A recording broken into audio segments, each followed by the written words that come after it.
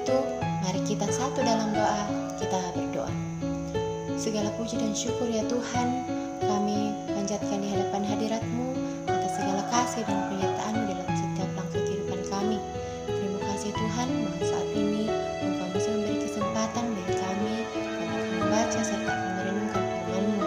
Tuhan, kiranya firman yang kami dengarkan hari ini dapat kami pahami, dapat kami mengerti, serta dapat kami aplikasikan di dalam setiap langkah kehidupan kami, dan di dalam semua itu nama tetap dipuji dan dipermuliakan.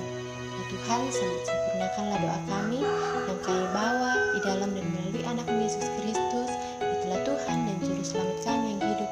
Kami datang berdoa. Haleluya, amin. Firman Tuhan yang akan kita baca hari ini, saya telah pilih dari Lukas pasal 17 ayat yang ke-11 sampai ayat yang ke-19. Ke-10 orang kusta. Firman Tuhan, dalam perjalanannya ke Yerusalem, Yesus menyusul perbatasan Samaria dan Galilea. Ketika ia memasuki suatu desa, datanglah 10 orang kusta menemui dia. Mereka tinggal berdiri agak jauh dan berteriak, "Yesus, Guru, kasihani kami." Lalu ia mengundang mereka dan berkata, "Pergilah, perlihatkanlah dirimu kepada imam-imam." Dan sementara mereka di tengah jalan, mereka menjadi tahir. Seorang dari mereka ketika melihat bahwa ia telah sembuh, kembali sambil memuliakan Allah dengan suara nyaring, lalu tersungkur di depan kaki Yesus dan mengucap syukur kepadanya. Orang itu adalah seorang Samaria. Lalu Yesus berkata, "Bukankah ke-10 orang tadi semuanya telah menjadi tahir? Di manakah yang 9 orang itu?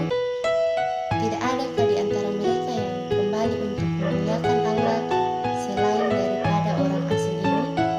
Lalu ia berkata kepada orang itu, "Berdirilah dan pergilah.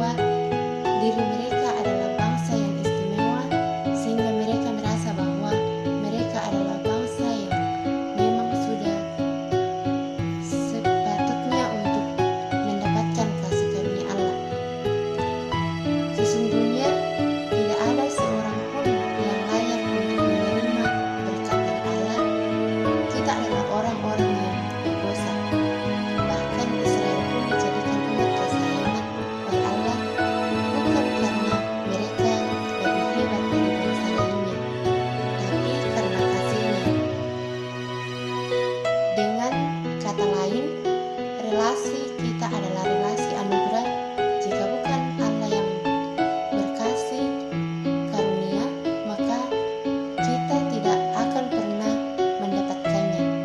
Salah satu tujuan Lukas menulis Injil ini adalah untuk menyatakan bahwa anugerah Allah ditujukan untuk semua orang, termasuk orang-orang yang sakit kusta dan bangsa Samaria. Sikap merasa layak untuk mendapatkannya adalah penghalang untuk bisa bersyukur. Jika kita bisa memiliki sesuatu, bekerja, dan melakukan banyak hal, sesungguhnya hanyalah karena anugerah Allah. Tidak sepantasnya kita menerimanya, tapi Allah menyediakannya bagi kita. Yang kedua, karena ia mendapatkan kebaikan yang sangat besar. Orang Samaria ini disembuhkan oleh Tuhan. Dia mengalami berkat yang sangat banyak melalui kesembuhan ini. Secara fisik, tubuhnya dipulihkan oleh Tuhan. Secara sosial, bisa berkumpul lagi dengan keluarganya, dan secara rohani mendapatkan perkenaan Allah. Hal ini membuatnya bersyukur kepada Allah. Memang kita masih memiliki banyak pergumulan hingga saat ini, tapi marilah kita sejenak mengalihkan pandangan kita dan berfokus kepada masalah kita, tapi melihat berkat dan kebaikan Tuhan di sekeliling kita. Yakinlah bahwa masih banyak berkat Tuhan yang disediakannya bagi kita, bahkan yang tidak pernah terpikirkan oleh kita. Allah tetap menyediakannya.